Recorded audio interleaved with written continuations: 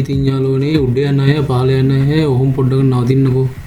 නැවතිලා මේකත් බලලා යන්නකෝ යාළුවනේ. මේ තියෙන යාළුවනේ අම්පාරේ තියෙන තවත් වැවක්.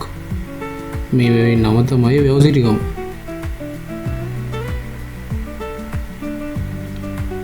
මේ වැවින්දම මේ ආලපහල ගමට කියන්නේ යාළුවනේ වැව්සිටිගම කියලා. ඉතින් බලන්නකෝ මේ වැවේ ලස්සන කොහොමද කියලා.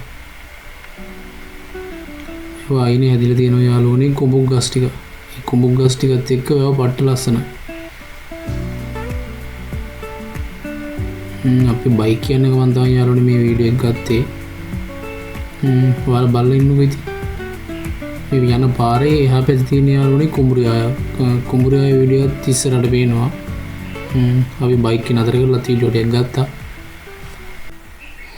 ඉතින් යාළුවනේ මිනිසුන් කුසකාර්මික කටයුතු කරන්නේද ගොඩක් සත්තු තමන්ගේ තිබහ හිමාගන්නේ ආහාර පාන සොයාගන්නේ මේ වගේ වැව් ආශ්‍රිතව ජීවත් වෙලා තමයි යාළුවනේ.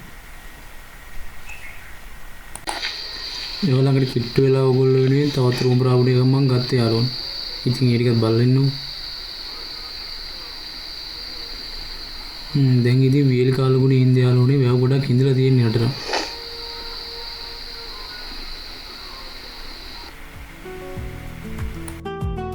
මට එදා නම් යාළුවනේ එහා පැත්තේ වීඩියෝ එකක් ගන්න බැරුණා. ඒ හින්දා මම බස් එකේ යනකොට අනිත් පැත්තේ වීඩියෝ එකක් ගත්තා. බලන්නකෝ යාළුවනේ එහා පැත්තෙන් ගුඹුර එහා පැත්තේ වැව. මැදින් ගමට යන පාර. මේ තමයි ඉතින් ගමේ සුන්දරත්වය.